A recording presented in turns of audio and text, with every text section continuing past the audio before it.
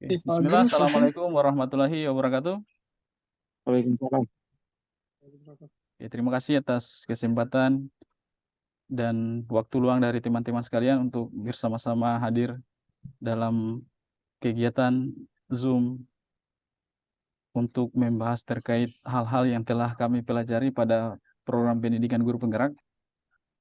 Adapun kami akan memaparkan materi yang telah kami pahami selama mengikuti pendidikan guru penggerak. Pertama-tama marilah kita panjatkan puji syukur kehadirat Allah Subhanahu wa taala karena atas limpahan rahmat dan karunia-Nya lah sehingga pada malam hari ini kita masih diberi kesehatan dan kekuatan untuk bersama-sama hadir di tempat ini dalam agenda pembahasan modul 1 program guru penggerak, yaitu mulai dari filosofi pendidikan Ki Hajar Dewantara, nilai dan peran guru penggerak, visi guru penggerak serta budaya positif di sekolah. Mengawali pertemuan kita pada malam hari ini, izinkan kami untuk membahas hal-hal yang mesti kita sepakati terlebih dahulu dalam proses kegiatan ini supaya bisa berlangsung dengan aman, ya. Izin saya share screen. Oke, jadi kita harus menyepakati beberapa hal yang kami telah rumuskan dalam bentuk keyakinan kelas. Yang pertama, bersikap sopan dan saling menghargai. Kemudian yang kedua, jika ingin mengajukan pendapat, terlebih dahulu mengangkat tangan, ada menu raise hand di bagian bawah, atau bisa juga melalui kolom chat. Kemudian berbicara setelah diizinkan. Jadi mohon izin kepada teman-teman untuk menonaktifkan, untuk mute menu speakernya, ya. Kemudian terakhir, mengikuti pembelajaran dengan perasaan yang gembira. Jadi kami berharap kepada teman-teman untuk mengikuti kegiatan ini dengan penuh antusias dan penuh kegembiraan. Terima kasih. Oke, kita lanjut pada pemaparan materi tentang pendidikan guru penggerak. Izin share screen lagi. Oke, jadi yang pertama di sini yaitu program guru penggerak. Program guru penggerak itu sendiri adalah program pendidikan kepemimpinan bagi guru untuk menjadi pemimpin pembelajaran. Program ini meliputi pelatihan daring, lokakarya, konferensi, dan pendampingan individu selama 6 bulan bagi calon guru penggerak. Selama program, guru tetap menjalankan tugas mengajarnya sebagai guru. Guru penggerak itu memiliki kompetensi untuk menjadi pemimpin pembelajaran yang mendorong tumbuh kembang murid secara holistik, kemudian aktif dan proaktif dalam mengembangkan pendidik lainnya, untuk mengimplementasikan pembelajaran yang berpusat kepada murid, serta menjadi teladan dan agen transformasi ekosistem pendidikan untuk mewujudkan profil pelajar Pancasila. Sehingga guru penggerak ini diharapkan mampu menjadi pemimpin-pemimpin di masa depan yang dapat mewujudkan generasi unggul Indonesia.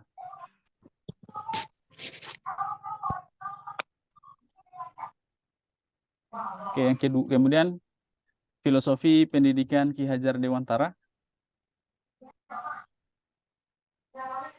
Ki Hajar Dewantara itu memberikan definisi tentang pendidikan.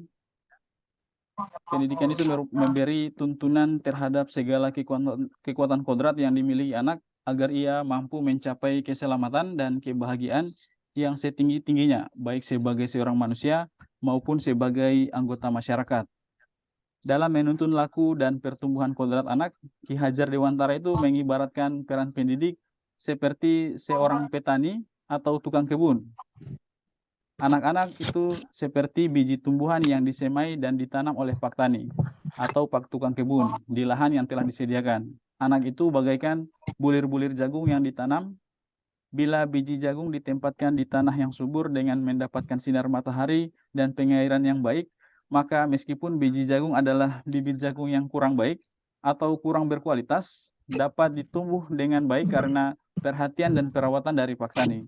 Demikian juga sebaliknya, meskipun biji jagung itu disemai adalah bibit yang kurang berkualitas, berkualitas baik namun tumbuh di lahan yang gersang dan tidak mendapatkan pengairan dan cahaya matahari serta tangan dingin dari petani, maka biji jagung itu mungkin tumbuh namun tidak akan optimal. Jadi Ki Hajar Dewantara itu memberikan definisi tentang pendidikan itu merupakan tempat persemaian benih-benih kebudayaan dalam masyarakat. Ki Hajar Dewantara memiliki keyakinan bahwa untuk menciptakan manusia Indonesia yang beradab, maka pendidikan menjadi salah satu kunci utama untuk mencapainya. Pendidikan dapat menjadi ruang berlatih dan bertumbuhnya nilai-nilai kemanusiaan yang diteruskan atau diwariskan. Jadi dari filosofi pendidikan Ki Hajar Dewantara itu persemaian benih-benih kebudayaan. Jadi ada salah satu budaya dari masyarakat kami yaitu masyarakat Muna, ada namanya budaya Pokadulu atau gotong royong. Sehingga untuk mengimplementasikan nilai-nilai dari filosofi pendidikan Ki Hajar Dewantara dapat dilakukan dengan kegiatan-kegiatan seperti Jumat Bersih yang dapat memunculkan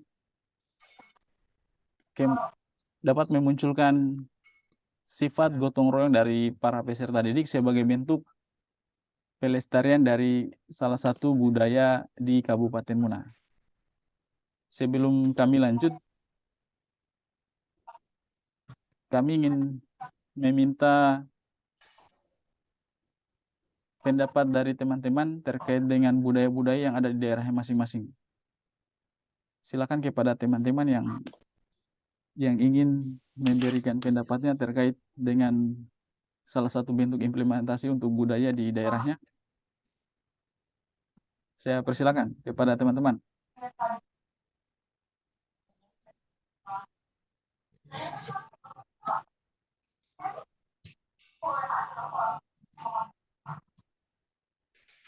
Atau kita lanjut dulu? Lanjut. Iya, lanjut.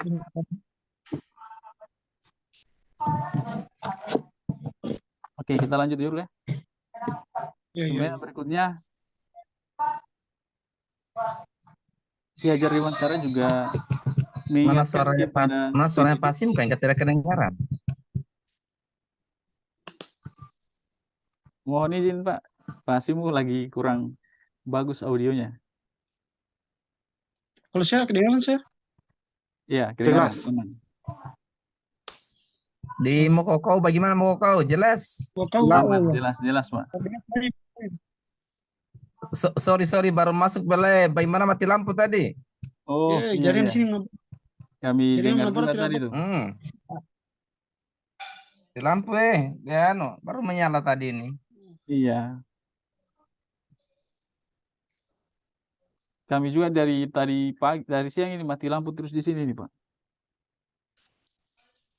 Kami di mana lanjut kita dulu, ya Pak? Di Raha? Iya, di Raha Pak. Oke, lanjut. Oke, siap. Jadi Ki Hajar Dewantara ini mengingatkan kepada pendidik bahwa pendidikan anak itu sejatinya menuntut anak mencapai kekuatan kodratnya sesuai dengan alam dan zaman. Bila melihat dari kodrat zaman, pendidikan saat ini menekankan pada kemampuan anak untuk memiliki keterampilan abad ke-21. Sedangkan dalam memaknai kodrat alam, maka konteks lokal sosial budaya murid di Indonesia Barat tentu memiliki karakteristik yang berbeda dengan murid di Indonesia Tengah atau Indonesia Timur. Jadi salah satu bentuk implementasi dari filosofi pendidikan Ki Hajar Dewantara terkait dengan kodrat alam dan kodrat zaman, ada 4 hal itu yang saat ini ditekankan dalam pendidikan abad ke-21, yaitu berpikir kritis, kemudian kolaborasi, kreatif, dan berpikir kritis, kolaborasi, kreatif, dan mungkin ada yang ingat teman-teman, satunya saya lupa ya. Jadi salah satu nilai itu kolaboratif ya, kolaboratif. Jadi dalam implementasinya di kelas itu kita membuat proses pembelajaran itu dalam pembelajaran yang kooperatif. Artinya ada kelompok-kelompok di sana sehingga anak-anak dapat memiliki sifat kolaboratif sebagai bentuk kemampuan yang dikembangkan pada abad 21 saat ini sehingga bersesuaian dengan filosofi pendidikan Ki Hajar Dewantara yang menuntun kekuatan kodrat sesuai dengan kodrat alam dan kodrat zaman peserta didik. Oke, kemudian atau sebelum lanjut ada pendapat dari teman-teman mungkin terkait dengan kodrat alam dan kodrat zaman ini. Saya persilakan kepada teman-teman.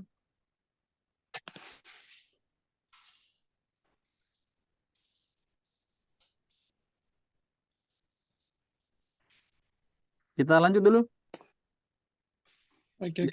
Diskusinya diskusi terbuka kita ini. Jadi ada satu materi langsung kita diskusikan atau kita tukar pendapat.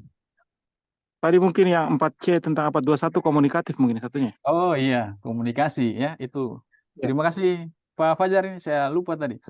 Jadi ada communication, critical thinking, collaboration dan kreatif ya. Iya. Siapa tuh teman-teman? Berpikir kritis. Iya, berpikir kritis. Oh iya. Oke. Siapa tahu teman-teman ada masukan terkait dengan implementasi dari filosofi pendidikan Ki Hajar Dewantara yang menuntun kekuatan kodrat disesuaikan dengan kodrat alam dan kodrat zaman. Jadi salah satu implementasi kami itu dalam nilai kolaborasi tadi untuk pendidikan di abad 21, nilai kolaboratif yang diimplementasikan dalam bentuk pembelajaran kooperatif. Kalau dari teman-teman mungkin ada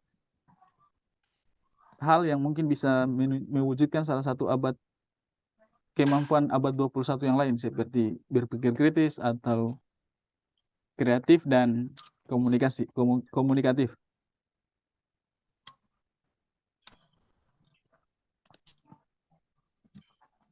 Ada? Kalau tidak kita lanjut saja dulu, insya Allah nanti di akhir Lanjut kita dulu.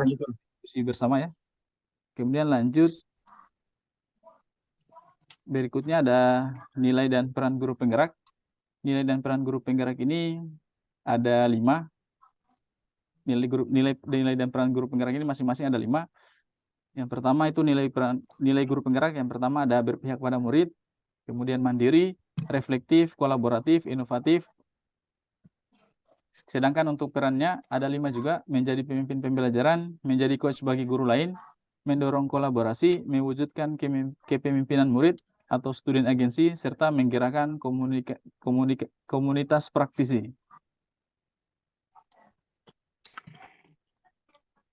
Oke, kita lanjut pada nilai yang pertama yaitu berpihak pada murid.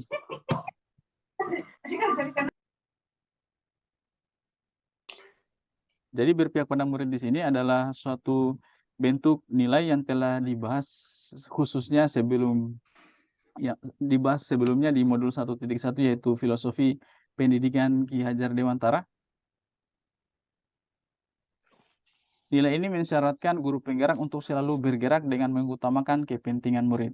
Jadi kita akan melakukan pengajaran di kelas itu dengan keberpihakan kepada murid. Artinya kita sesuaikan materi yang kita ajarkan itu sesuai dengan kemampuan-kemampuan mereka seperti itu. Kemudian yang berikutnya adalah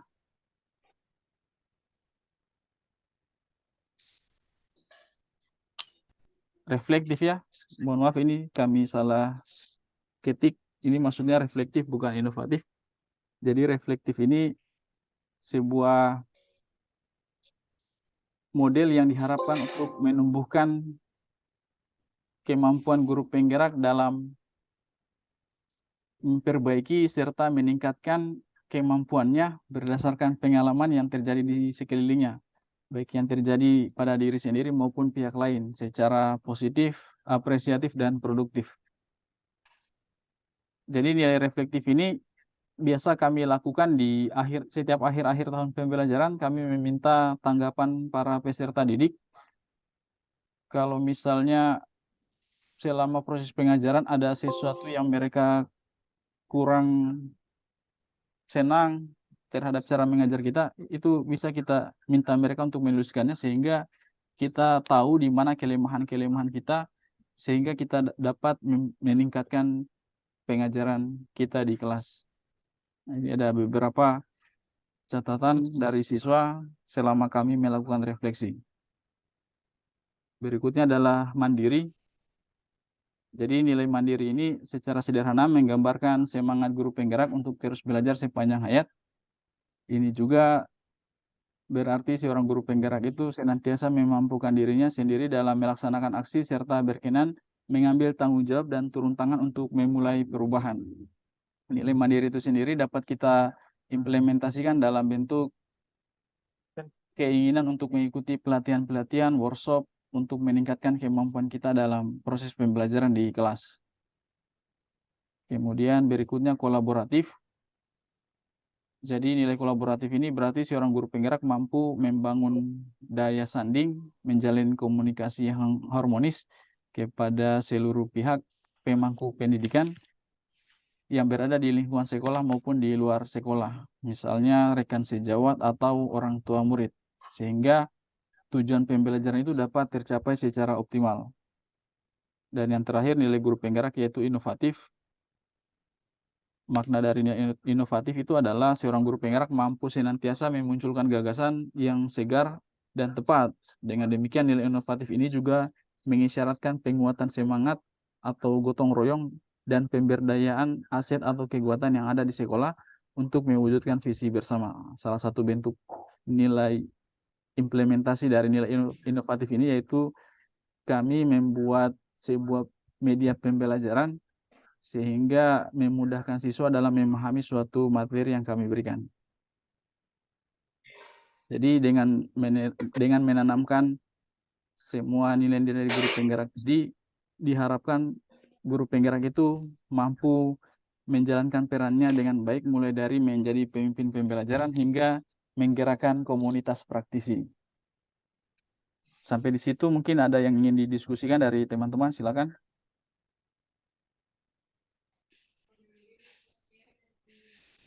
Saya rasa cukup jelas yang di poin itu, sangat jelas. Atau kalau yang terima lain kasih. bagaimana? Terima kasih Pak Fajar. Sangat menarik tadi yang pembahasan reflektif. Artinya kita minta siswa untuk memberikan penilaian sejauh mana yang kita model pembelajaran kita sama ini supaya ada perbaikan ke depannya. Oh iya, iya Kak. Untuk poin Memang kedua ini, tadi. memang ini reflektif ini harus kita laksanakan ini supaya kita tahu di mana Dan kelemahan-kelemahan kita atau kekuatan-kekuatan yang kita miliki ya, sehingga proses pembelajaran itu bisa berlangsung secara optimal. dan menjadi lebih baik. Memang terkadang agak berat sih untuk menerima koreksi, tapi ini memang sangat penting untuk diterapkan. Iya. Jadi bisa kita minta siswa itu tuliskan cara kita mengajar, apa yang mereka Ya, senangi atau apa yang mereka tidak senangi, kemudian kita minta sama mereka jangan tulis nama begitu, supaya dia orang tidak ya, takut-takut kalau memberikan pendapat yang buruk. sangat bagus ini untuk diterapkan ke depan ini. Oke, kita lanjut. Gimana yang lain? Oke, kita lanjut Oke, saja dulu ya. oke. Berikutnya, visi guru penggerak. Tujuan visi itu yaitu untuk mencapai perubahan yang lebih baik dari kondisi saat ini. Visi membantu kita untuk melihat kondisi saat ini sebagai garis start dan membayangkan garis finish seperti apa yang kita ingin capai. Jadi dari makna dari pernyataan visi ini, suatu hal besar yang merupakan harapan, impian, dan cita-cita kami di masa yang akan datang untuk murid. Untuk murid, rekan sejawat, dan komunitas sekolah sebagai penunjuk arah, panduan, inspirasi, motivasi, dan kekuatan untuk mewujudkan kehidupan sekolah ke arah yang lebih baik demi terciptanya kehidupan masyarakat berbangsa dan bernegara. Berikutnya di sini ada kalimat rumpang yang biasa kami gunakan untuk merumuskan visi terhadap murid-murid. Nah, di sini ada beberapa kalimat rumpang. Saya memimpikan murid-murid yang bagaimana gitu. Ada mungkin teman-teman yang ingin memberikan pendapatnya terkait dengan kalimat rumpang ini, silakan.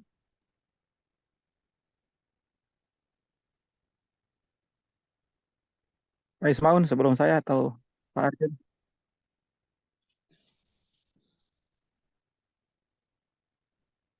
Ini Silakan tadi Pak teman-teman. Ismail tadi. Ya. Untuk saya pribadi, tentunya saya memimpikan murid-murid yang memiliki iman dan akhlak mulia tentunya. Dan juga kecerdasan serta kreativitas untuk memenuhi tuntutan tadi abad 21. Ya, Mungkin untuk yang lain. ya, memimpikan murid. Terima kasih Yang ya Pak terutama akhlak. Fajar. Ya, percuma cerdas kalau akhlaknya bobrok. Seperti ada Iya. beberapa Jadi contoh yang terjadi selama ini. Iya, iya. kemudian dari Tepat saya sekali. Iya, dari Pak Arjun, silakan. Pak Arjun. paling penting adalah tentang pendidikan karakter. Oke. Karena siswa kalau karakternya bagus, pasti adabnya juga bagus. Ya, Iya, tepat seperti sekali ya. kita ketahui bersama kan kecerdasan itu kan ada intelektual, emosional, dan spiritual. Jadi diharapkan murid bisa memenuhi ketiga kecerdasan itu. Iya, betul, betul.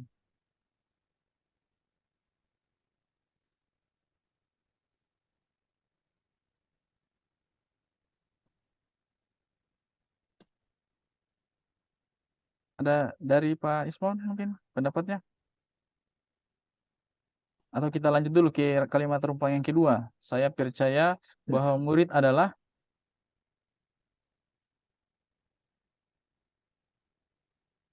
Kalau dari saya pribadi, saya percaya bahwa murid adalah penerus bangsa yang harus kita didik penerus secara bangsa moral yang dan harus etika kita didik Pancasila. secara moral Secara sesuai moral dengan dan etika etika Pancasila. Pancasila. Oke, Ya. kemudian yang lain Karena ada? seperti tadi yang filosofi dari Ki Hajar Dewantara, Iya, iya. walaupun bibitnya kurang baik, tapi kalau dirawat dengan pertanian tangan dingin dan akan tumbuh dengan baik. Iya, betul ya. Jadi kalau kita berbicara tentang murid itu, walaupun kita analogikan dengan apa namanya, dengan tumbuhan, walaupun Ya, bibit yang kurang baik, kalau disemai dan diperlakukan dengan baik, insya Allah bisa tumbuh dengan optimal. tumbuh dengan. Karena memang siswa ini penerus bangsa. Iya, Karena iya. yang saya perhatikan menghancurkan suatu negara sangat gampang, menghancurkan generasi baru. Iya, betul, betul. Sama juga ingin memajukan suatu bangsa, kita harus didik anak-anak kita ke depannya. Seperti apa juga seperti ya filosofi juga disampaikan oleh Bung Karno. Ya. Yang pertama kita katanya disampaikan berikan saya 100 orang tua, 1000 orang tua, kan kucapul semiru ada akarnya, berikan aku sepipi muda, akan kugoncang dunia, dalam arti bahwa pemuda itu, siswa itu, murid itu mempunyai potensi yang sangat, sangat besar untuk Ya. dikembangkan. Iya, betul, tepat sekali ya. Jadi siswa itu semua sudah memiliki potensi mereka. Jadi kita sebagai pendidik, bagaimana cara kita untuk Jadi menuntun potensi-potensi ya, tersebut sehingga mereka mampu Bisa mencapai berkembang dan kenikmatan dan mencapai ya. kebahagiaan. Oke, silakan artinya ada murid tambahan. artinya murid itu mempunyai potensi yang sangat besar. Jadi kita sebagai guru bagaimana kita menuntun, membimbing dan melatih mereka supaya Ya. potensi itu Mendidik, menjadi membimbing, lebih mengarahkan. Iya, iya, betul, betul. Kemudian kalimat rumpang yang berikutnya, di sekolah saya mengutamakan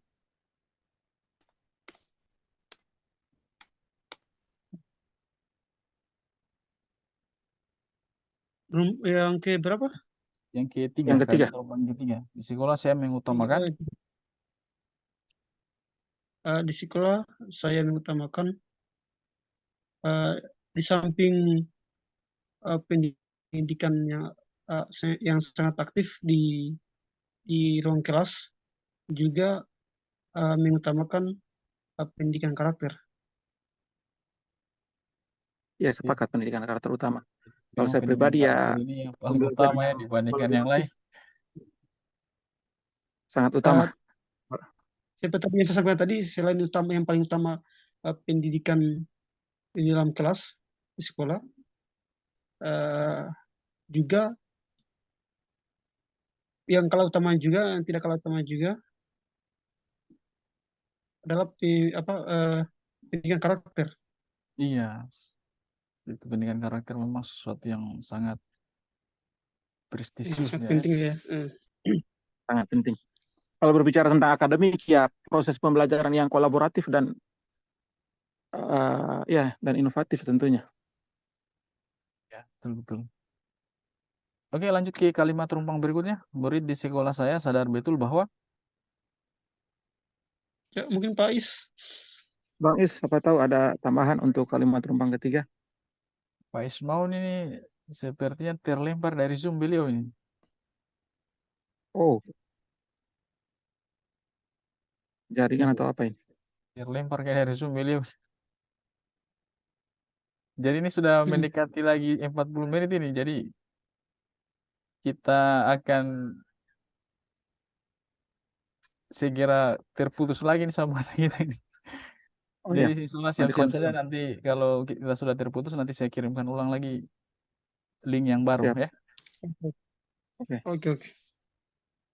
Oke, kita lanjut dulu ke kalimat rumpang yang berikutnya. Saya dan guru lain di sekolah saya yakin untuk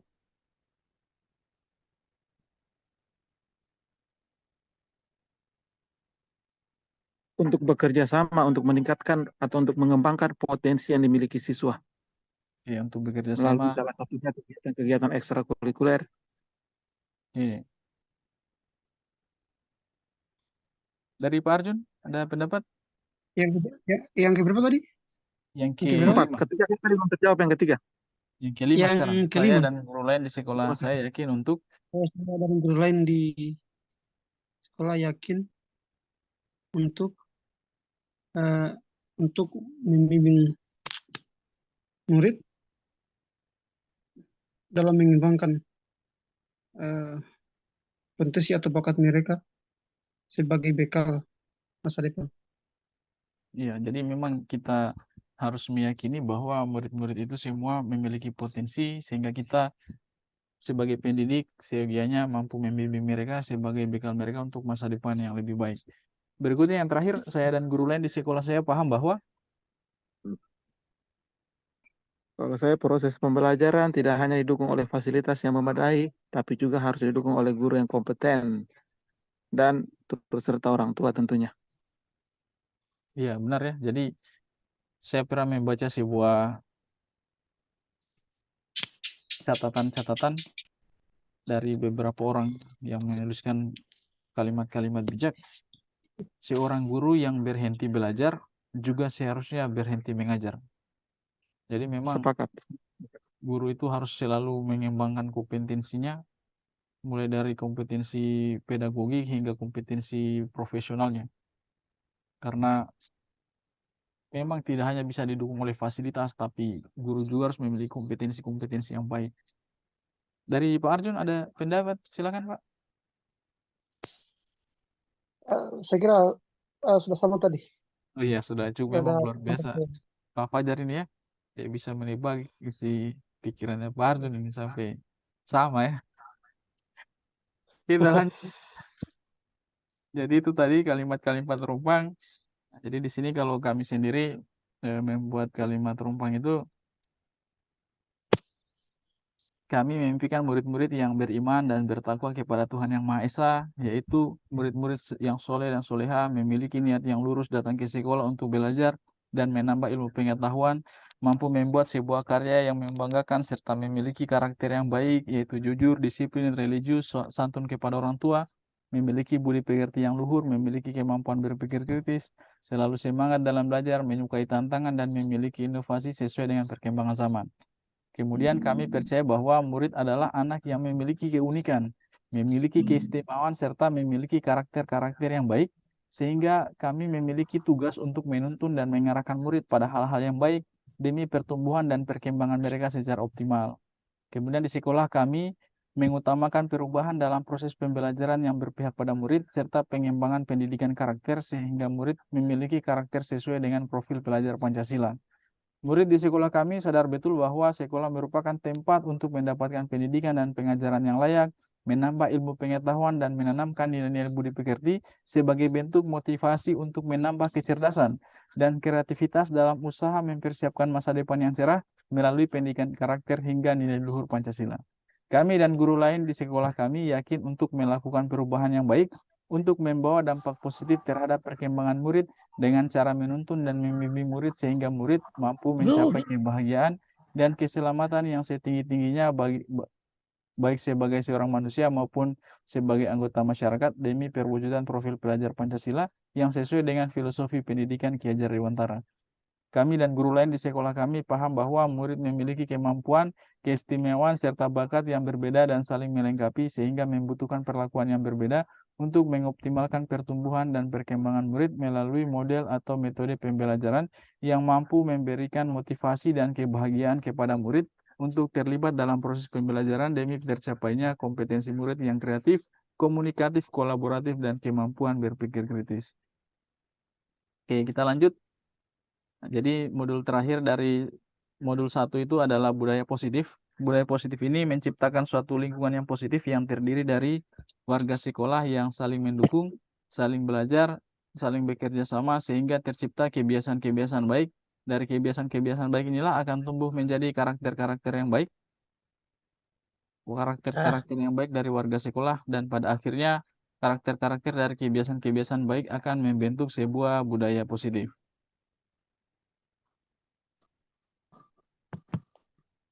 Oke, kemudian berikutnya itu disiplin positif dan nilai-nilai kebajikan universal.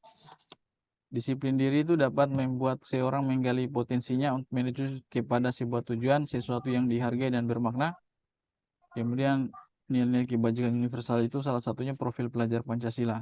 Jadi disiplin ini sebagai bentuk kontrol diri, yaitu belajar untuk kontrol diri agar dapat mencapai suatu tujuan mulia.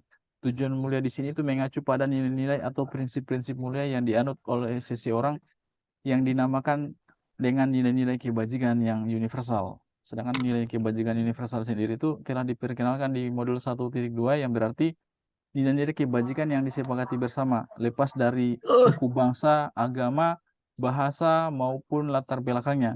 Nilai-nilai ini merupakan payung besar dari sikap dan perilaku kita atau nilai-nilai ini merupakan fondasi kita berperilaku. Nilai-nilai kebajikan adalah sifat-sifat positif manusia yang merupakan tujuan mulia yang ingin dicapai setiap individu. Dr. William Glasser pada teori kontrol itu menjelaskan bahwa setiap perbuatan memiliki suatu tujuan. Kemudian Diane Gosen itu mengemukakan bahwa dengan mengaitkan nilai-nilai kebajikan yang diyakini seseorang, maka motivasi intrinsiknya akan terbangun sehingga menggerakkan motivasi dari dalam diri untuk dapat mencapai tujuan mulia yang diinginkan. Nah, jadi untuk nilai kebajikan universal ada beberapa institusi atau organisasi yang merumuskan nilai-nilai kebajikan universal. Yang pertama itu profil pelajar Pancasila yang saat ini termuat dalam kurikulum Merdeka, dimulai dari dimensi yang pertama beriman dan bertakwa kepada Tuhan Yang Maha Esa serta berakhlak mulia, kemudian mandiri, bernalar kritis, berkebinekaan global, bergotong royong dan kreatif. Kemudian yang berikutnya itu IBO Primary Years Program. Ini memberikan tanggapannya terhadap nilai kebajikan universal dari sikap murid, mulai dari toleransi, rasa hormat, integritas, mandiri, menghargai, antusias, empati, keingintahuan, kreativitas, kerjasama, percaya diri, dan komitmen. Komitmen, iya. Kemudian dari 9 pilar karakter, yang pertama itu cinta Tuhan dan segenap ciptaannya, kemandirian dan tanggung jawab, kejujuran, amanah, diplomatis, hormat dan santun, dermawan, suka menolong dan gotong royong, percaya diri, kreatif dan bekerja keras, kepemimpinan dan keadilan, baik dan rendah hati, toleransi, kedamaian dan kesatuan. Oke, jadi kami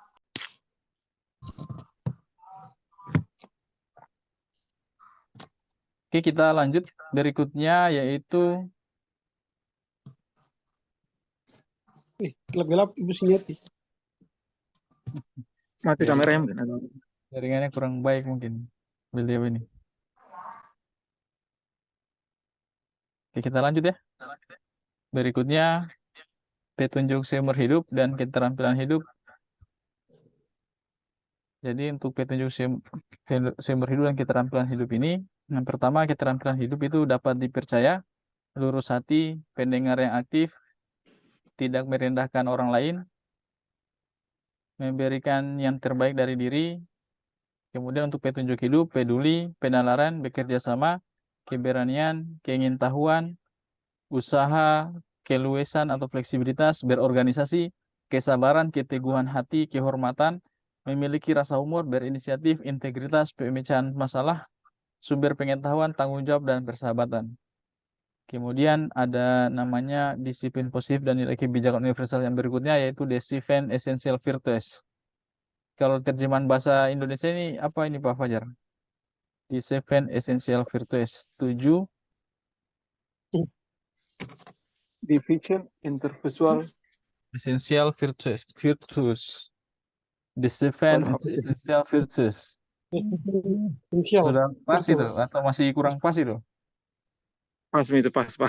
Sudah pas. Division. Jadi ini artinya 7 nilai kebajikan ya. Oh, the seven. Ya, The Seven Essential. Bagaimana Ya, the pendengaran tadi seven. gitu? The seven. Oh, The Seven. Esensial. Esensial. The Esensial The Seven seven virtues. Essential essential. Virtues. 7 nilai kebajikan, yaitu empati, suara hati, 7 nilai kebajikan. yang paling esensial, 7 nilai esensial. Yang paling Ya, ya, empati, suara hati, esensial. kontrol diri, rasa hormat, kebaikan, toleransi, dan keadilan. Berarti salah satu sinetron yang sering kita nonton di Indosiar itu menunjukkan 7 nilai, salah satu dari 7 nilai kebajikan ya, yang kita sering nonton di Indosiar itu. Ini Suara kayak hobi-hobi hati. nonton nih. Mungkin satunya Pak Arjun atau Pak Hasim suka nonton kayaknya. Bisa diceritakan mungkin karena saya kan malum disabilitas jadi hanya mendengar saja. Apalagi sinetron seperti apa itu di TV. Iya. Memang bagus ya. Kisah-kisah inspiratif. Bisa inspiratif Jadi ya. ada salah satu judulnya Suara Hati Istri ya. Jadi ini Oh, berarti pernah Ya, dengar itu. salah satu bentuk nilai kebajikan. film-film film-film inspiratif kehidupan. Ya, inspiratif kehidupan. Oh, yang hanya bukan sinetronnya, filmnya 2 jam gitu mainnya. Iya. Oke. Oke, kita lanjut ya. Berikutnya The Virtuous Project atau proyek nilai kebajikan. Ini ada peduli, rajin, integritas, dan rasa hormat, mulai dari keterusterangan sampai gotong royong, keberanian hingga rendah hati, kebahagiaan hingga keteguhan hati, tanggung jawab, dan sampai pengertian. Mungkin dari disiplin positif dan nilai-nilai kebajikan ada yang ingin didiskusikan dari teman-teman, silakan. Lanjut Bagaimana kalau tadi? saya belum ada. Untuk Bagaimana? nilai-nilai kebajikan yang tadi ini. Bisa diulang tadi yang terakhir ini, yang poin setelah yang tadi. Yang poin terakhir di Ya, di mananya tuh, Kak? nilai kebajikan yang setelah kita bahas sinetron tadi. Yang di Seven Essential Virtues. Ya, setelah itu kan tadi ada the seven Oh, essential yang virtues yang The berikutnya. Virtues Project, proyek nilai Iya, kebajikan.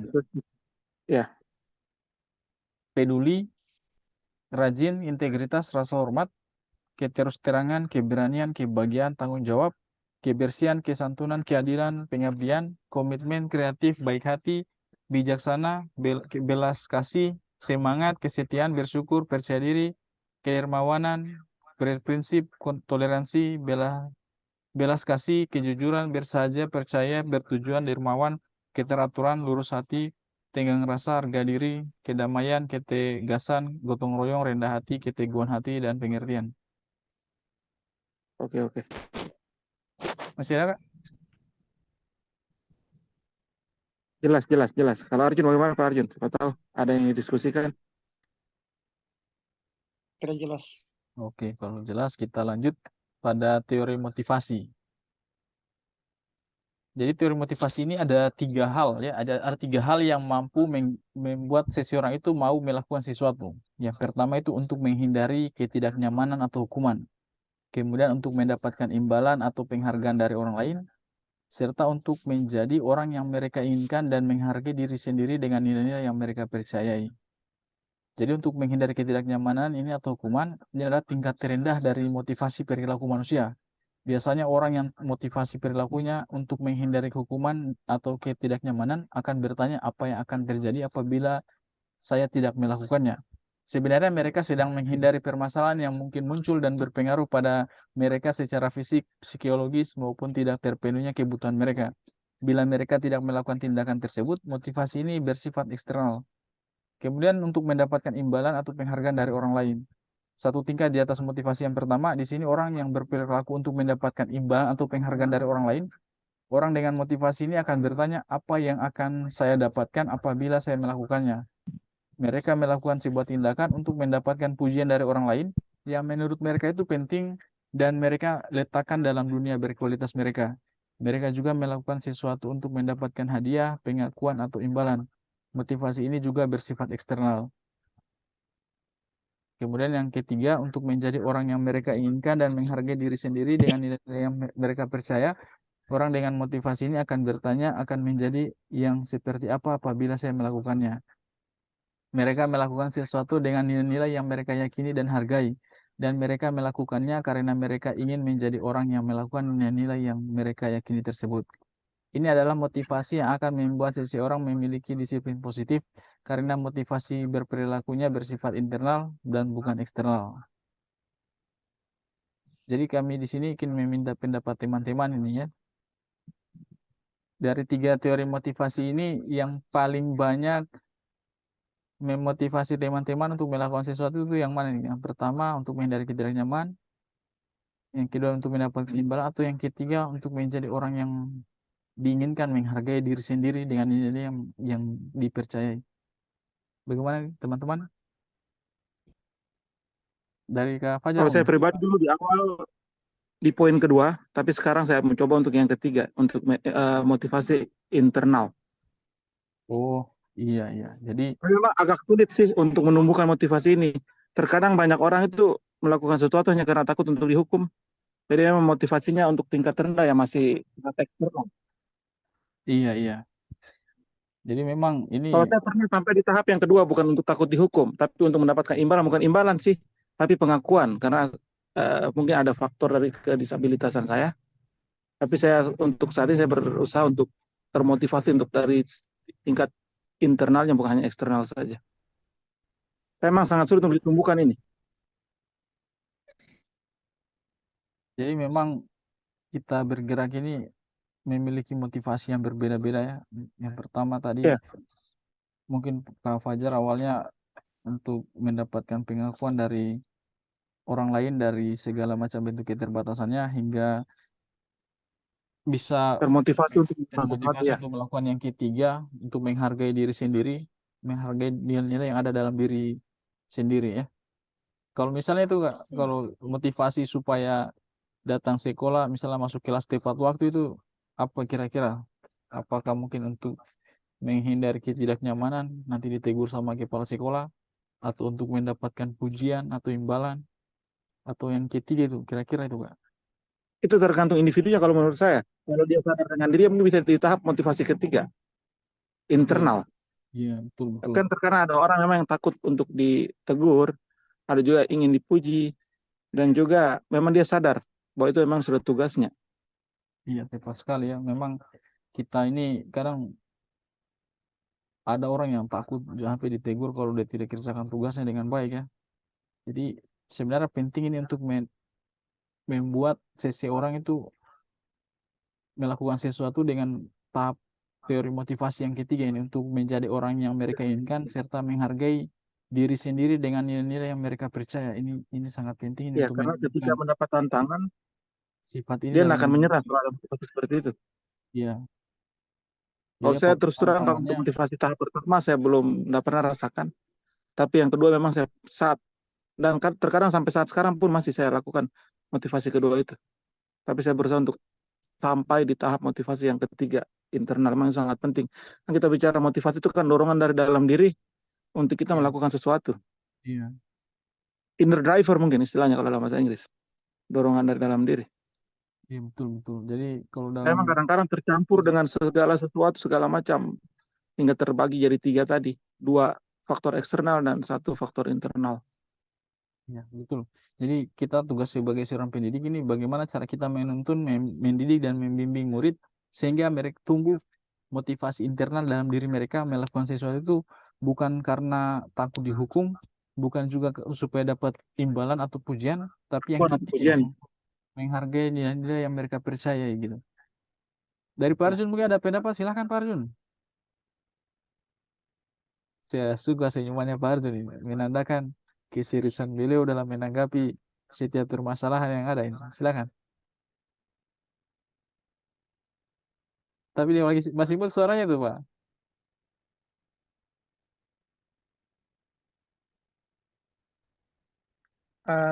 Kalau saya mungkin seperti apa yang saya sampaikan tadi, saya kira terara, jelas. Lebih dan kurangnya saya seperti itu juga. Kalau Pak Arjun yang memotivasi dirinya untuk misalnya untuk membuat laporan dengan Oh, baik itu apa kira-kira itu? kalau saya motivasi itu timbul karena uh, misalnya tadi seperti contoh tadi karena bagian dari tanggung jawab. Artinya Iya, betul betul. bagian dari tanggung jawab uh, berarti motivasi saya harus lebih ditingkatkan lagi. Artinya bahwa itu menjadi tanggung jawab kita, jadi motivasi kita juga harus lebih tinggi. Iya, jadi motivasi yang ketiga mungkin ya Pak ya, terkait dengan untuk Eh, menghargai nilai-nilai yang kita yakini. Jadi memang kalau Kita kini ya tanggung jawab, artinya tanggung jawab Iya. yang diberikan. kalau saya bisa memberikan sedikit gambaran dari diri saya itu saya harus berusaha semaksimal mungkin untuk masuk kelas tepat waktu itu salah satu faktornya karena kami yakin kalau misalnya kami itu dibayar oleh pemerintah atas waktu yang kami berikan untuk murid. Jadi kalau kami Eh, tidak masuk 1 menit saja bahkan 1 detik sekalipun, kami khawatir penghasilan yang kami hmm. dapatkan dari situ menjadi tidak berkah. Apalagi kita mau Artinya konsumsi berarti, dari uang ini ya. artinya berarti, artinya berarti eh, masuk juga termasuk sudah termasuk tanggung jawab. Artinya tanggung jawab kita sebagai guru. Iya, betul, betul. Kelas. Tanggung jawab kita sebagai guru. Kalau kita terlambat Karena masuk kita sudah 1 detik saja itu saya anggap diriku sudah tidak berkah. Jadi memang kita disunahkan ya, ya, dianjurkan untuk karena fasilitas kita banyak-banyak diberikan. bersedekah untuk membersihkan penghasilan kita sebenarnya. Ya, artinya fasilitas dengan dalam tanda kutip gaji yang diberikan oleh negara dengan tanggung jawab itu, jadi kita harus benar-benar memotivasi diri sendiri supaya bagaimana kita menjalankan tanggung jawab itu dengan baik, sebaik-baiknya. Iya, betul. Masih ada mungkin Memang dari sangat menarik ketika kita bahas tentang motivasi ini. iya, motivasi ini memang sangat menarik ini. Kalau menurut teman-teman ini siswa di sekolah itu saat ini murid di sekolah itu motivasi mereka untuk misalnya mengerjakan tugas tepat waktu, kemudian ikut belajar itu motivasinya supaya tidak terlambat misalnya. Itu motivasinya kira-kira yang pertama, kedua atau ketiga itu kira-kira itu. Saya masih yang pertama kalau menurut saya pribadi. Paling tidak yang kedua lah, atau ada beberapa sisa untuk kedua. Sangat sulit untuk mereka sampai di tahap ketiga. Mungkin faktor usia juga masih remaja. Iya Memang betul. ini Jadi tugas dari orang guru bagaimana caranya membangkitkan motivasi mereka untuk sampai iya, di tahap motivasi internal itu. Memang sangat sulit memang. Sedangkan kita pribadi, kalau saya sejujurnya memang terkadang sulit. tunggu dulu Ibu Siniati Tapi dia angkat tangan ini. Silakan Ibu Siniati.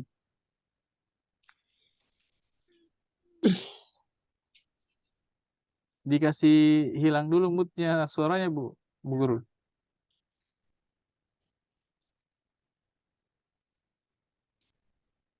Dia mati lampu di sana kayak ini Bu Guru. Kenapa gelap sekali?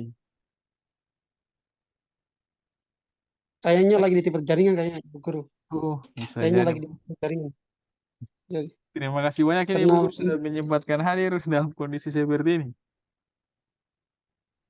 tapi di sana juga saya bingung karena di sana mungkin karena keadaan geografis tempat tempat rumah Iya, tidak bisa di sana itu dijangkau. kurang bagus jaringan. Beliau ini Karena mungkin karena berteman. Silakan Bu Guru. penurunan Dinonaktifkan dulu. rimba lagi lebih rendah. Suaranya diaktifkan dulu suaranya Bu Guru. Ada menu mute di situ Yang sampingnya video, ditekan dulu, Bu Guru. Unmute ya. Unmute, ya, yang unmute. bro di sampingnya kayak kayak kayak mic, kayak mic, kayak mic ditekan.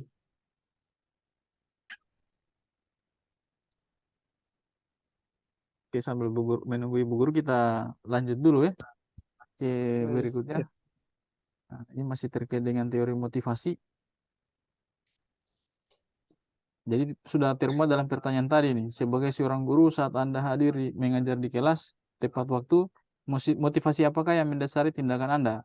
Apakah Anda datang tepat waktu karena tidak ingin ditegur oleh atasan Anda dan kemudian mendapat surat peringatan, dalam hal ini menghindari ketidaknyamanan dan hukuman, atau Anda ingin mendapatkan pujian dari atasan Anda dan mendapatkan penghargaan sebagai karyawan atau guru berprestasi, dalam hal ini mendapatkan imbalan atau penghargaan dari orang lain, atau Anda ingin menjadi orang yang menghargai waktu, menghargai diri Anda sendiri sebagai teladan bagi murid-murid Anda karena Anda percaya tindakan Anda sebagai guru akan dicontoh oleh murid-murid Anda, menghargai nilai-nilai diri sendiri. Manakah motivasi yang paling kuat mendasari tindakan Anda atau bahkan kombinasi dari dua motivasi atau bahkan ketiganya? Ada tanggapan dari teman-teman? Kalau saya kombinasi dari keduanya. Saya kombinasi yang pertama dan yang ketiga. Kombinasi pertama dan yang ketiga berarti untuk menghindari ketidaknyamanan atau hukuman serta untuk menghargai nilai-nilai yang ada dalam diri. Ya. Sekarang bercampur antara dua itu. Kalau untuk kedua malah saya tidak, kalau untuk keterlambatan masuk kantor, masuk mengajar atau tidak. Untuk mendapatkan pujian berarti tidak gitu ya. Ya. Dari kalau dari Pak Arjun sendiri bagaimana Pak Arjun? Sudah dibahas Kalau mungkin saya, sebelumnya kan? Oh iya, silakan Pak kalau Arjun. saya, kalau saya yang pertama bisa jadi Yang pertama untuk menghindari ketidaknyamanan. Nanti yang, ditegur kepala sekolah. ya yang pertama bisa jadi. Bisa Kalau jadi. bisa jadi itu bisa jadi. Ya, bisa Dalam jadi. kutip bisa jadi. Dalam tanda kutip. Nah, kemudian tentunya salah satunya yang kedua menghargai nilai-nilai diri sendiri. Ya, betul. Ini sebenarnya ini yang paling penting ini. Kalau kita menghargai diri sendiri nih, saya yakin tiga-tiga ini akan langsung termuat dengan sendirinya. Iya. Yang pastinya yang paling utama ya menghargai nilai-nilai diri sendiri. Iya, Karena betul. pada kita sebagai guru telah melekat yang namanya tanggung jawab. Ya, Ya, seperti tadi yang sudah disampaikan oleh pemateri bahwa guru itu adalah panutan ya, teladan bagi murid. dan bagi murid ya.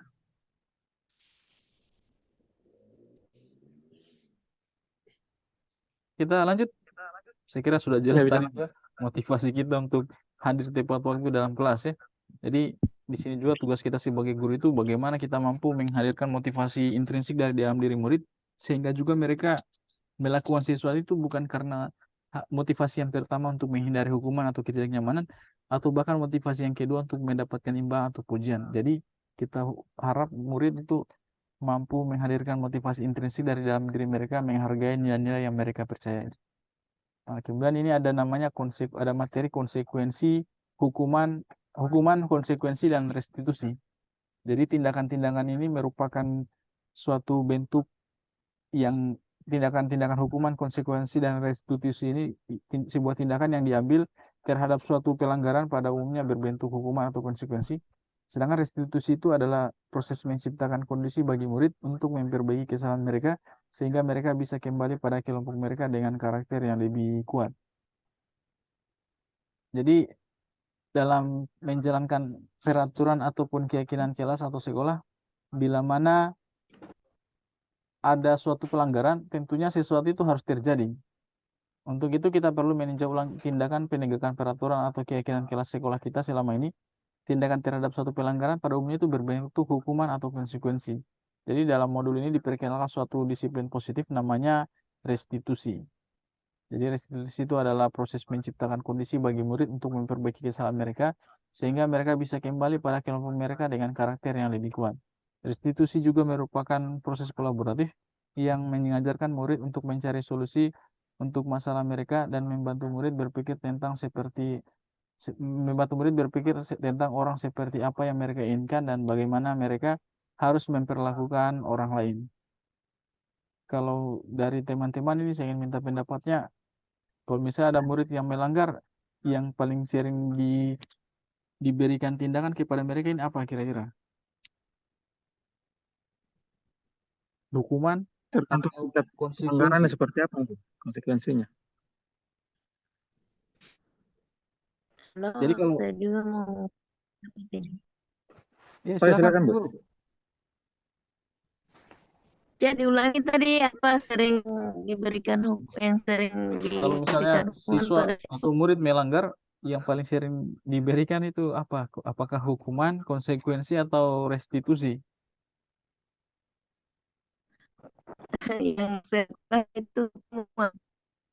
Oh, hukuman ya. Kalau misalnya saya sudah berikan arahan, kalau mengulangi lagi saya akan saya hukum kamu itu begitu. Tapi setiap Iya. dia melakukan selalu dia melakukan pelanggaran akhirnya Maksudnya dia saya akan ulang-ulangi beri pelanggarannya, Bu Guru. mana Berarti dia ulangi terus kalau biarpun sudah dihukum tetap dia ulangi pelanggarannya anak ini. ya diulangi terus anak ini barangkali mungkin sampai 3 kali akhirnya saya melakukan hukuman yang agak apa namanya agak berat-berat lagi. Iya, iya. Kalau saya sudah dari masa kan saya beri hukuman saya kasih berdiri kami di depan kelas kalau misalnya lagi yang sering saya lakukan seperti itu. Ya, jadi di sini Bu Guru ada salah satu bentuk tindakan atau pelanggaran yang dilakukan dalam bentuk restitusi. Restitusi ini dia seperti yang sudah kami jelaskan sebelumnya, suatu proses untuk menciptakan murid itu mampu memperbaiki kesalahan mereka. Sehingga ketika mereka kembali kepada kelompok mereka, mereka kembali dengan karakter yang lebih kuat. Jadi kami mungkin bisa menjelaskan sedikit tentang hukuman atau konsekuensi. Jadi dalam contoh misalnya seperti ini. Kalau misalnya ada anak yang buang sampah sembarangan di dalam kelas. Bentuk tindakan yang kita berikan misalnya karena dia buang sampah, kamu push up 10 kali. Nah, ini namanya hukuman karena bentuk tindakan dari apa yang sudah dilakukan. Tapi kalau misalnya dia buang sampah sembarangan dalam kelas, kemudian kita minta sama mereka bersihkan kelas. Nah, ini namanya konsekuensi akibat Konsekuensi dari ya. tindakan yang mereka lakukan. Nah, sedangkan restitusi itu kita panggil anak ini, kemudian kita berikan dia penguatan. Kita mulai dari menstabilkan identitas, nanti insya Allah di slide terakhir akan kami jelaskan salah satu bentuk restitusi. Nah, jadi untuk saat ini kita fokus dulu pada hukuman dan konsekuensi. Jadi hukuman itu dia bentuk tindakan, sedangkan konsekuensi ini akibat dari tindakan. Jadi ada relevansi antara pelanggaran dan bentuk tindakan yang murid dapatkan. Bisa dipahami teman-teman maksud dari hukuman dan konsekuensi. Bisa, bisa. Jadi kalau misalnya ada pertanyaan begini, apakah ini termasuk hukuman atau konsekuensi? Kalau misalnya ada siswa yang terlambat, kemudian dia terlambat, kita suruh dia lari keliling lapangan misalnya, itu hukuman atau konsekuensi itu? Hukuman. Hukuman, oke. Kalau misalnya murid terlambat, kemudian kita suruh dia, misalnya dia terlambat 10 menit, berarti nanti di akhir jam pelajaran dia harus tetap di kelas mengikuti pelajaran 10 menit. Itu masuk hukuman atau konsekuensi? Konsekuensi dari keterlambatannya. Konsekuensi ya. Jadi ada akibat dari keterlambatannya. Kalau misalnya ada murid yang buang sampah misalnya dia tidak sengaja kasih jatuh botol air di kelas, kita suruh dia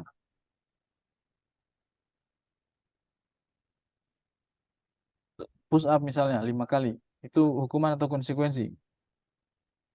Hukuman. Hukuman. Tapi kalau misalnya dia tumpahkan air, kemudian kita suruh dia untuk lap, itu konsekuensi atau hukuman itu? Konsekuensi karena ada sebab ada akibat. Ya. Nah, cocok ya, tepat sekali. Oke, kita lanjut dulu ke bentuk ini ya. Nah, jadi ada satu materi itu yang sangat membuat kami itu cukup ini ya, kaget dengan apa yang selama ini kami lakukan. Ini namanya dihukum oleh penghargaan. Ternyata penghargaan itu juga kadang sifatnya tidak efektif. Jadi ada dari penghargaan itu hanya memberikan pengaruh jangka pendek, kemudian penghargaan itu tidak efektif, penghargaan itu merusak hubungan, penghargaan itu mengurangi ketepatan, penghargaan menurunkan kualitas, penghargaan mematikan kreativitas, penghargaan menghukum karena akan mengurangi motivasi dari dalam diri atau motivasi intrinsik. Jadi terkait dengan penghargaan yang kita lakukan selama ini, ternyata ada sisi yang kurang tepat dari penghargaan-penghargaan itu. Misalnya seperti penghargaan jangka pendek. Jadi kalau kita berikan penghargaan kepada murid itu hanya akan memberikan dampak jangka pendek saja. Jadi dia hanya bergantung pada penghargaan yang kita berikan. Jadi kalau misalnya tidak ada penghargaannya, mereka akan kekurangan motivasi untuk melakukan sesuatu. Berarti dia bisa sampai di tahap kedua ya, motivasi tahap kedua hanya karena mendapatkan imbalan atau pujian. Iya, seperti itu. Nah, ada penghargaan. Iya, iya. Kemudian ada penghargaan tidak efektif. Dia ini suatu penghargaan yang jika saya mengharapkan suatu penghargaan dan tidak mendapatkannya, maka mereka itu akan kecewa atau berkecil hati. Serta kemungkinan lain mungkin mereka tidak akan lagi berusaha sekeras sebelumnya. Kemudian ada yang penghargaan yang merusak hubungan. Jadi kalau misalnya ada seseorang itu, misalnya ada kita lihat temannya kita diberi penghargaan atau dipuji di depan orang banyak, maka yang lain itu pasti akan merasa iri. Sebagian dari mereka itu Iya, tidak akan suka dengan orang yang diberikan penghargaan itu. Ini penghargaan merusak hubungan nih. Apalagi yang paling iya. sering itu ada persaingan antara juara 1 dan juara 2 misalnya. Yang dapat penghargaan hanya juara 1 saja, yang nomor 2 tidak dapat. Dia iri sekali itu pasti bisa. Iri. Iya, Apalagi anak-anak saat ini kemampuan emosional mereka masih kurang baik. Kadang mereka mengejek temannya itu. Kalau dapat penghargaan, dia ejek teman yang tidak dapat penghargaan. betul, betul. Kemudian ada penghargaan mengurangi ketepatan. Ada dalam sebuah riset, ada sekelompok anak laki-laki yang berusia sekitar 9 tahun diminta untuk melihat gambar-gambar wajah yang ditampilkan di layar. Dan mereka harus memberitahukan jika wajah-wajah tersebut sama atau berbeda. Gambar-gambar tersebut hampir sama. Beberapa dari mereka diberi penghargaan dalam bentuk uang. Pada saat mereka memberikan jawaban benar, sementara sebagian yang lain tidak. Hasilnya itu adalah anak laki-laki yang dibayar membuat lebih banyak kesalahan. Kemudian anak-anak diminta mengingat kata-kata tertentu. Mereka diminta mengambil kartu yang berisi kata-kata yang diingat tersebut setiap kali muncul. Beberapa anak diberikan permen. Setiap mereka memberikan jawaban yang benar dan sebagian yang lain hanya diberi tahu saja bila jawaban mereka benar. Hasilnya itu anak-anak yang mendapatkan permen jawabannya banyak yang tidak tepat dibandingkan anak-anak yang hanya diberi tahu jawabannya. Jadi memang Iya, iya, iya. penghargaan ini mengurangi ketepatan, kemudian menurunkan kualitas dan mematikan kreativitas. Jadi mereka itu cuma pikir-pikir hadiahnya saja atau penghargaannya saja. Iya, iya. Berkurang karena masalah hadiah ini kan. Kemudian ada Berarti terkadang memang penghargaan bisa iya, berdampak negatif juga ya. iya. Kemudian ada Siapa? penghargaan yang menghukum. Oh, dari mana, Pis? Penghargaan yang menghukum ini mereka penghargaan ini menghukum mereka yang tidak mendapatkan penghargaan. Iya, betul, betul. Baik, terkadang hukuman juga wajib ya, penting juga dibutuhkan. Apa itu? Untuk Hukuman juga terkadang wajib, tidak hanya penghargaan saja. Sebisa mungkin kita kurangi hukuman dan kita kurangi juga penghargaan. Iya, iya. Karena memang ada terjadi intrik-intrik dalam kehidupan kelas itu, kalau misal ada yang diberi penghargaan, ada yang tidak diberi. Oke, kita lanjut ya. Lanjut, lanjut. Kemudian ada keyakinan kelas. Jadi di awal tadi itu kan ada, sebelum kita memulai diskusi, ada namanya keyakinan kelas yang kita buat. Nah, itu nilai-nilai keyakinan kelas ini nilai-nilai keselamatan atau kesehatan yang kita sebut sebagai suatu keyakinan, yaitu nilai-nilai kebajikan universal yang kita sepakati secara tersirat dan tersurat, lepas dari latar belakang, suku, negara, bahasa, maupun agama.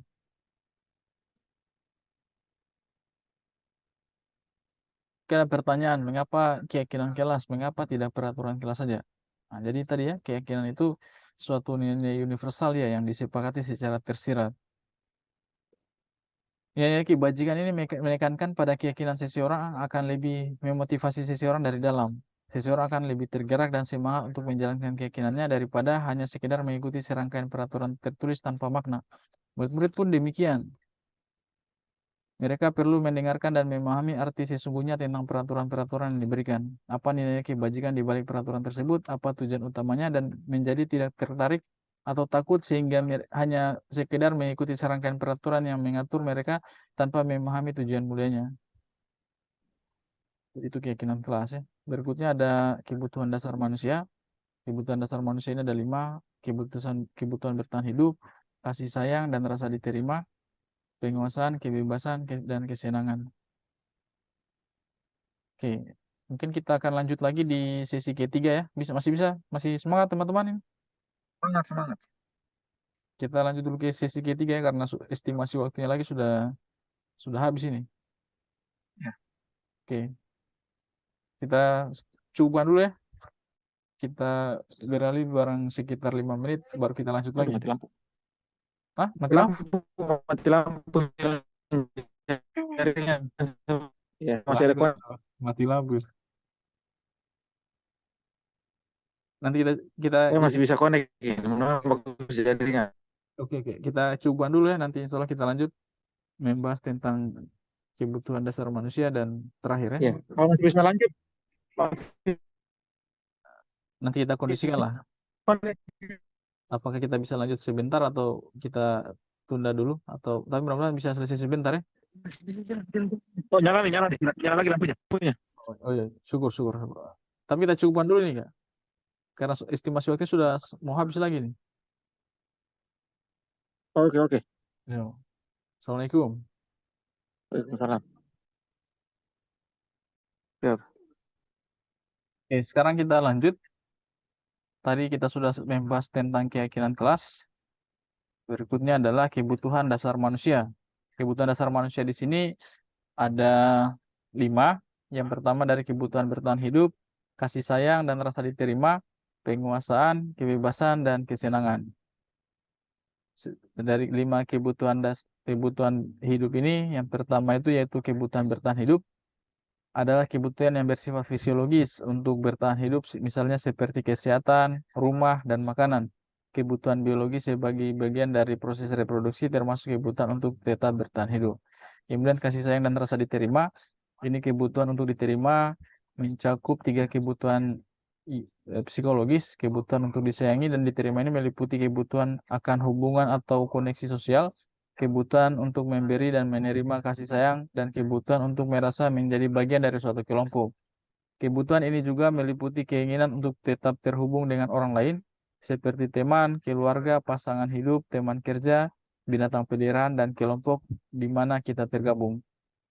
Kemudian penguasaan, ini adalah kebutuhan yang berhubungan dengan kekuatan untuk mencapai sesuatu, menjadi kompeten, menjadi terampil, diakui atas prestasi dan keterampilan kita, didengarkan dan memiliki rasa harga diri. Kebutuhan ini meliputi keinginan untuk dianggap berharga, bisa membuat perbedaan, bisa membuat pencapaian kompeten, diakui dan dihormati. Ini meliputi self-esteem dan keinginan untuk meninggalkan pengaruh. Kemudian kebebasan, kebutuhan untuk bebas akan kemandirian, otonomi, memiliki pilihan, dan mampu mengendalikan arah hidup seseorang. Dan yang terakhir itu kesenangan, meliputi bermain dan tertawa. Bayangkan hidup ini tanpa kenikmatan apapun, betapa menyedihkan. Glasir menghubungkan kebutuhan akan kesenangan dengan belajar. Semua hewan dengan tingkat inteligensi tinggi seperti anjing, lumba-lumba, primata, dan lain-lain bermain. Saat mereka bermain, mereka mempelajari keterampilan hidup yang penting. Kemudian manusia itu tidak berbeda. Jadi 5 kebutuhan dasar manusia ini merupakan kebutuhan yang sangat penting, sangat urgen. Karena jika salah satunya itu tidak terpenuhi, maka orang-orang akan cenderung melakukan pelanggaran-pelanggaran. Mereka akan melakukan penyimpangan sosial untuk memenuhi kebutuhan-kebutuhan dasar yang tidak dapat mereka dapatkan. Jadi terkait dengan proses pembelajaran di sekolah itu, murid-murid itu yang sering bikin masalah itu sebenarnya mereka ini karena kebutuhan dasarnya tidak terpenuhi. Salah satu dari kebutuhan dasarnya itu tidak terpenuhi. Entah mulai dari kebutuhan bertahan hidupnya, kasih sayangnya, penguasaannya, kebebasan atau kesenangan mereka. Mungkin dari sini ada tanggapan dari teman-teman, silakan. Kak Fajar, Untuk saya ada pribadi tanggapan? sepakat ya, sangat sepakat memang terkadang seseorang yang membuat sesuatu pelanggaran karena memang dia ingin mungkin diperhatikan atau apa, ada salah satu kebutuhan hidupnya yang tidak terpenuhi, memang sangat-sangat sepakat saya. Iya, tepat ya, betul sekali itu. Kalau Ya, orang-orang butuh pelanggaran, mungkin mereka karena kekurangan kasih sayang sehingga butuh perhatian seperti itu, ya. Jadi ya, sebenarnya iya tugas kita sebagai guru ini untuk memberikan mereka kebutuhan-kebutuhan dasar yang tidak mereka penuhi seperti itu.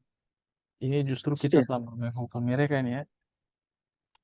Kita lanjut ya Kak. Memang setelah kita pahami ini, Oh ya, tugas seorang guru memang tidak mudah. Kita harus memenuhi kelima kebutuhan siswa.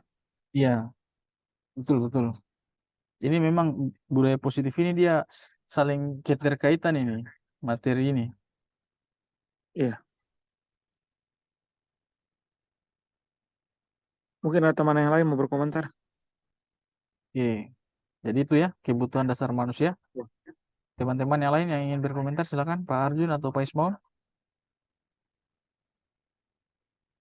Atau Pak Hasimu? Pak Simu silakan Pak Simu.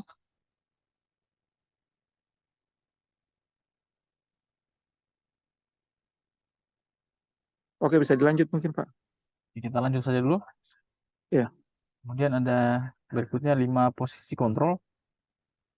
5 posisi kontrolnya ada penghukum, pembuat rasa bersalah, teman, pemantau, atau manajer. Mulai dari penghukum, seorang penghukum itu biasanya menggunakan hukuman fisik maupun hukuman verbal. Orang-orang yang menjalankan posisi penghukum senantiasa mengatakan bahwa sekolah memerlukan sistem atau alat yang dapat lebih menekan murid-murid lebih dalam lagi. Guru-guru yang menerapkan posisi penghukum akan berkata, patuhi aturan saya atau awas. Kamu selalu saja salah. Selalu, pasti selalu yang terakhir selesai. Jadi biasanya posisi penghukum seperti itu perlakuannya terhadap murid. Hasilnya apa? Kemungkinan murid itu akan menjadi marah atau dendam, sehingga mereka bersifat agresif. Bila jadi sesudah kembali duduk, murid tersebut akan mencuri-curi bukunya atau meja tulisnya.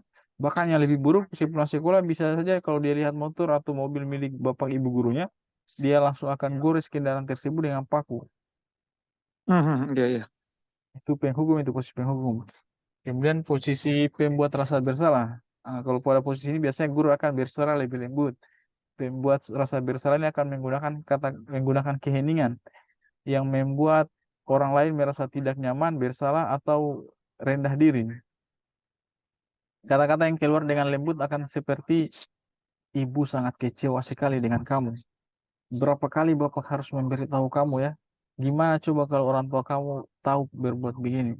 Nah, di posisi ini murid akan memiliki penilaian diri yang buruk tentang diri mereka. Mereka merasa tidak berharga dan telah mengecewakan orang-orang yang disayanginya. Hasilnya apa? Murid akan merasa bersalah. Bersalah telah mengecewakan ibu atau bapak gurunya. Murid akan merasa menjadi orang yang gagal dan tidak sanggup membagikan orang lain. Kadangkala sikap seperti ini lebih berbahaya dari sikap penghukum. Karena emosi akan tertanam rapat di dalam murid untuk menahan perasaan mereka. Tidak seperti murid dengan guru penghukum di mana murid bisa menumpahkan amarahnya walaupun dengan cara negatif. murid tertekan seperti inilah yang tiba-tiba meletus amarahnya dan bisa menyakiti diri sendiri atau orang lain. Guru pada posisi ini tidak akan menyakiti murid, namun akan tetap berupaya mengatur murid melalui persuasi. Posisi teman pada kemudian teman ya. Posisi teman ini guru bisa negatif ataupun positif. Positif di sini berupa hubungan baik yang terjalin antara guru dan murid. Kemudian guru di posisi teman ini menggunakan hubungan baik dan humor untuk mempengaruhi seseorang. Biasanya kalau guru di posisi teman ini akan berkata, ayo bantulah demi Bapak ya. Ayo ingat tidak bantuan Bapak selama ini. Atau ya sudah, kali ini tidak apa-apa, nanti Ibu bantu bereskan. Hal negatif dari posisi teman ini adalah bila suatu saat guru tersebut tidak membantu, maka murid akan kecewa dan berkata, saya pikir Bapak atau Ibu teman saya. Murid merasa dikecewakan dan tidak mau lagi berusaha. Hal lain yang mungkin timbul adalah murid hanya akan bertindak untuk guru tertentu dan tidak untuk guru lainnya. Murid akan tergantung pada guru tersebut. Kemudian pada posisi pemantau ini berarti pengawas. Pada saat kita mengawasi, kita bertanggung jawab atas perilaku orang-orang yang kita awasi. Posisi pemantau ini berdasarkan pada aturan-peraturan atau konsekuensi. Dengan menggunakan sanksi atau konsekuensi, kita dapat memisahkan hubungan pribadi kita dengan murid. Sebagai seseorang yang menjalankan posisi pemantau, pertanyaan yang diajukan itu seperti peraturannya apa? Apa yang telah kamu lakukan? Sanksi atau konsekuensi apa? Seorang pemantau sangat mengandalkan perhitungan, catatan, data yang dapat digunakan sebagai bukti atas perilaku seseorang. Posisi ini akan menggunakan stiker, slip catatan, daftar cek. Posisi pemantau sendiri berawal dari teori stimulus respon yang menunjukkan tanggung jawab guru dalam mengatur murid. Nah, kemudian posisi yang terakhir, posisi manajer. Posisi inilah di mana guru akan berbuat sesuatu bersama dengan murid. Persilakan murid mempertanggungjawabkan perilakunya, mendukung murid agar dapat menemukan solusi atas permasalahannya sendiri. Seorang manajer telah memiliki keterampilan di posisi teman maupun pemantau, dan dengan demikian bisa jadi sewaktu-waktu berposisi pada kedua posisi tersebut. Namun, bila kita menginginkan murid-murid kita menjadi manusia yang merdeka, mandiri, dan bertanggung jawab, maka kita perlu mengacu kepada restitusi yang dapat menjadikan murid kita seorang manajer bagi dirinya sendiri. Di manajer, murid diajak untuk menganalisis kebutuhan dirinya maupun kebutuhan orang lain. Di sini penekanan bukan memperbaiki kesalahan yang ada. Seorang manajer itu akan berkata apa yang kita yakini. Jadi mereka itu mengawalnya dengan kembali ke keyakinan kelas. Kemudian apakah kamu meyakininya? Jika kamu meyakininya, apakah kamu bersedia memperbaikinya? Jika kamu memperbaikinya, hal ini menunjukkan apa tentang dirimu? Apa rencana kamu untuk memperbaiki hal ini? Tugas seorang manajer bukan untuk mengatur perilaku seseorang. Kita membimbing murid untuk dapat mengatur dirinya. Seorang manajer bukannya memisahkan murid dari kelompoknya, tetapi mengembalikan murid tersebut ke kelompoknya dengan karakter yang lebih kuat. Pada posisi manajer, maka suara guru sebaiknya tulus, tidak perlu marah, tidak perlu meninggikan suara, apalagi menunjuk-nunjuk jari ke murid, berkacak pinggang, atau bersikap seolah-olah menyesal. Tampak sedih sekali akan perbuatan murid ataupun bersenda guru menempatkan diri sebagai teman untuk murid. Fokus ada pada murid bukan untuk membahagiakan guru atau orang tua. Murid sudah mengetahui adanya suatu masalah dan sesuatu perlu terjadi. Bila guru mengambil posisi pemantau, guru akan melihat apa konsekuensi, apa peraturannya. Namun pada posisi manajer, guru akan mengembalikan tanggung jawab pada murid untuk mencari jalan keluar permasalahannya. Tentu dengan bimbingan guru ya. Oke, dari 5 posisi kontrol tersebut, mungkin ada yang ingin didiskusikan dari teman-teman, silakan. Untuk di tahap manajer ini agak sulit memang ini. Ya, jadi memang di program guru penggerak ini kita sebagai pendidik itu diharapkan bisa menjadi seorang manajer. Ya, karena yang terjadi selama ini di tahap pertama dan kedua saja terkadang di tahap menghukum dan membuat siswa menyesal. Dan membuat rasa bersalah ya, betul. Ya, Jadi melalui modul ini kami juga diajarkan untuk menjadi seorang manajer. Kami mampu membimbing siswa supaya mereka menemukan solusi dari masalah yang telah mereka buat, sehingga mereka itu ketika kembali ke kelompoknya mereka itu sudah memiliki karakter yang lebih kuat seperti itu. Iya. Dari Pak Arjun ada tanggapan mungkin atau bagaimana selama ini pengalamannya di sekolah sebagai penghukum kah, atau sebagai pembuat rasa bersalah, atau sebagai teman, atau sebagai manajer mungkin?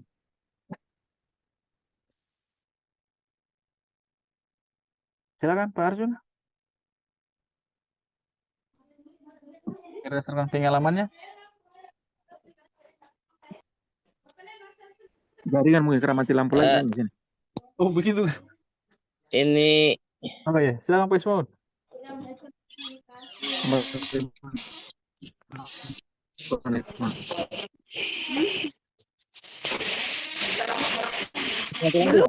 Lampu.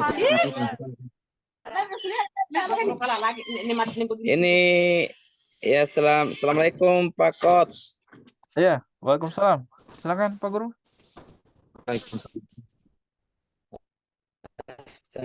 Ya.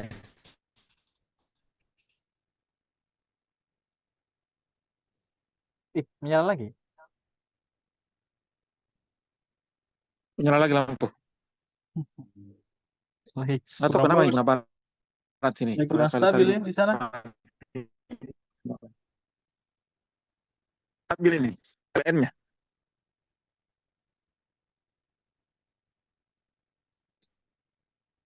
Ini sudah menyala mati-mati. Menyala, menyala.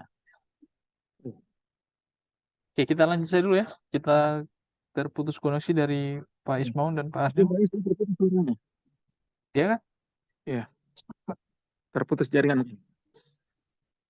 Nah, jadi itu ya, kita di sini diharapkan menjadi seorang manajer ketika melihat tindakan murid yang melakukan pelanggaran. Nah, kemudian dalam posisi manajer itu juga kita diajarkan namanya suatu restitusi. Kita menghindari hukuman dan konsekuensi, kita akan melakukan restitusi. Restitusi ini ada namanya segitiga restitusi, mulai dari menstabilkan identitas, kemudian validasi tindakan yang salah, serta menanyakan keyakinan. Menstabilkan identitas di sini merupakan bagian dasar dari segitiga restitusi yang bertujuan untuk mengubah identitas anak dari orang yang gagal karena melakukan kesalahan menjadi orang yang sukses. Anak yang melanggar peraturan karena sedang mencari perhatian adalah anak yang sedang mengalami kegagalan. Dia mencoba untuk memenuhi kebutuhan dasarnya namun ada benturan. Kalau kita mengkritik dia, maka kita akan tetap membuatnya dalam posisi gagal. Kalau kita ingin dia menjadi reflektif, maka kita harus meyakinkan si anak dengan cara mengatakan kalimat-kalimat seperti berbuat salah itu tidak apa-apa, tidak ada manusia yang sempurna. Saya juga pernah melakukan kesalahan seperti itu. Kita bisa menyelesaikan ini. Bapak atau ibu tidak tertarik dengan mencari siapa yang salah. Bapak ibu ingin mencari solusi dari permasalahan ini. Kamu berhak merasa seperti itu. Apakah kamu sedang menjadi teman yang baik buat dirimu sendiri? Kemudian validasi tindakan yang salah. Setiap tindakan kita dilakukan dengan suatu tujuan, yaitu memenuhi kebutuhan dasar.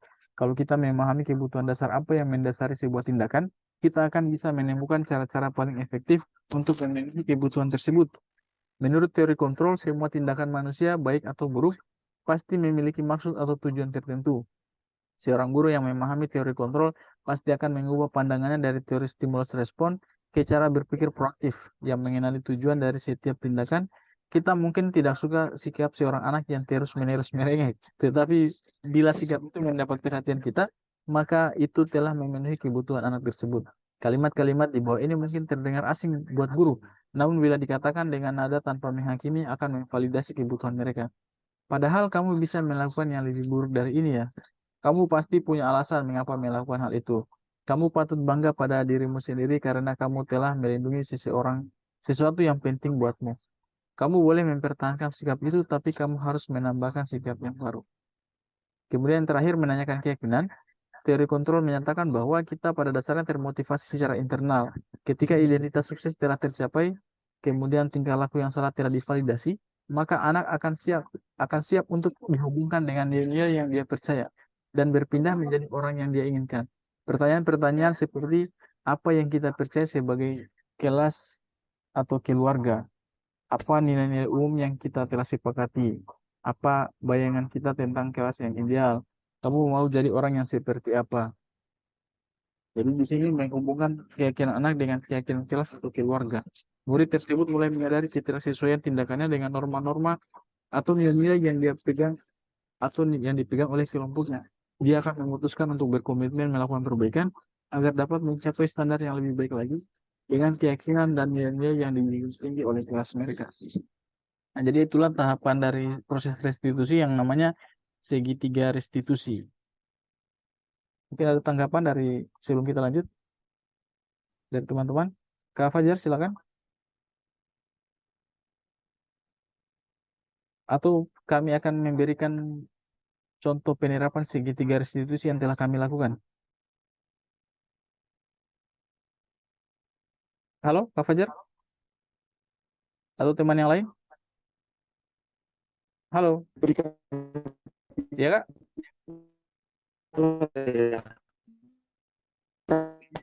Kami akan berikan contoh ya. Kami berikan contoh dulu untuk penerapan segitiga restitusi, ya.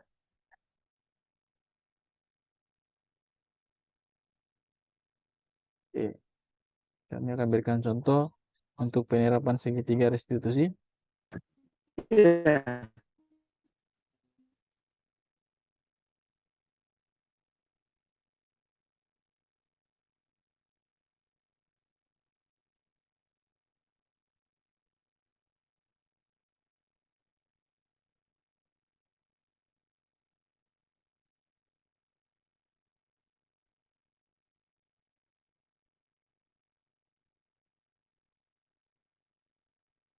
Oke, ini ya contoh dari penerapan segitiga restitusi yang telah kami lakukan.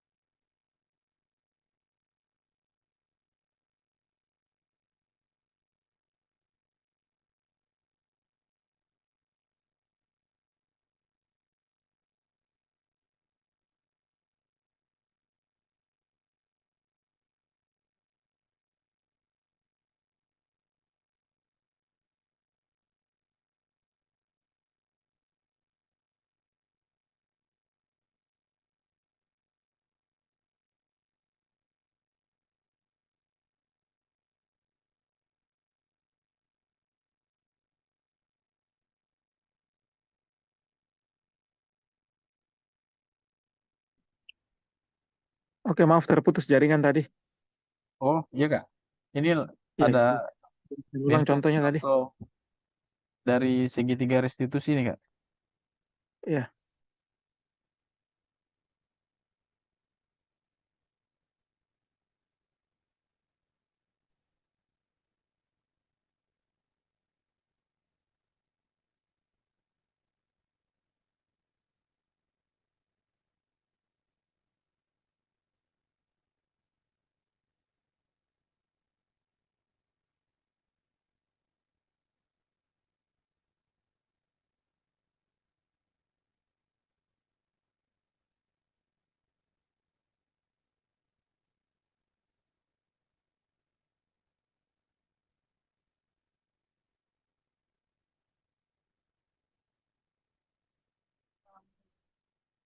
halo.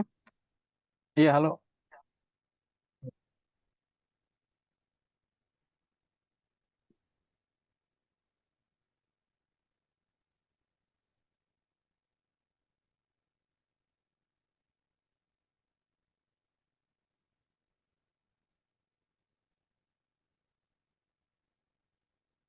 Ya, oke. Jadi tadi itu adalah bentuk proses segitiga restitusi yang kami terapkan di kelas kami. Mungkin ada tanggapan dari teman-teman, silakan.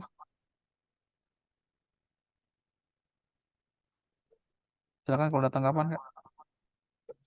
Itu tadi berbentuk gambar atau apa ya? Karena saya nggak dengar ada suara, maklum. Oh, tidak ada suaranya. Ya, Oh, tadi itu video sebenarnya. oh video ya, bisa tolong diilustrasikan supaya saya bisa paham. Jadi tadi itu ada beberapa langkah yang kami lakukan, mulai dari menstabilkan identitas, seperti jadi ada masalah di kelas ya, ada masalah di kelas, ada siswa yang bercerita pada saat jam pelajaran sedang berlangsung. Kemudian kami sampaikan kepada dia bahwa itu adalah sebuah masalah. Kami mulai dari menstabilkan identitas. Stabilkan identitas ini kami berikan dia gambaran bahwa yang dilakukan itu tidak salah. maksudnya apa? Kami juga pernah melakukan sebuah kesalahan gitu. Jadi berbuat salah itu adalah sesuatu yang wajar. Hanya saja kami menanyakan alasannya kenapa bercerita pada saat pelajaran berlangsung mereka merasa itu karena mereka merasa bosan atau jenuh terhadap pembelajaran dan sampaikan bahwa memang banyak hal yang dapat kalian lakukan untuk melakukan menghilangkan rasa jenuh atau rasa bosan. Tapi kalian dapat melakukan cara yang lain tidak seperti itu karena itu adalah sebuah masalah. Kemudian kami berikan pemahaman kepada siswa, kami kembalikan keyakinan kelas yang telah disepakati. Apakah ada sesuatu yang berkaitan dengan keyakinan mereka terkait dengan pelanggaran yang mereka lakukan pada saat bersikap kelas. Jadi mereka berpendapat bahwa ada, yaitu harusnya mereka itu bersikap saling menghargai dan menghormati. Kemudian kami sebagai pendidik memberikan penjelasan bahwa kalau misalnya mereka bercerita di kelas itu tidak menunjukkan sikap saling menghargai dan menghormati. Jadi kami memberikan kepada mereka gambaran bahwa mulai besok mereka harus berperilaku lebih baik lagi. Dan alhamdulillah mereka dengan melalui tahapan tadi itu mereka menjadi sadar bahwa yang mereka lakukan tidak tepat dan mereka siap untuk berupaya lebih baik lagi. Oke, iya. Ini tindakan yang sangat luar biasa karena menurut saya memang dan harus wajib untuk dicoba, Iya, terutama untuk saya pribadi. Karena selama ini terus terang kalau ada siswa ngobrol di kelas itu, saya malah melakukan hukuman terkadang. iya. Jadi memang ini Sampai- segitiga restitusi ini sangat berperan aktif ini dalam proses kita sebagai pendidik. Iya. Memang itu modul budaya positif ini luar biasa sekali nih. Penerapan segitiga restitusi ini saling berkesinambungan dia ini, mulai dari nilai disiplin positif, nilai kebajikan universal, bahkan hingga segitiga restitusi. Iya. Oke, jadi demikianlah pemaparan materi dari kami. Oke, masih ada beberapa hal yang ingin didiskusikan, silakan.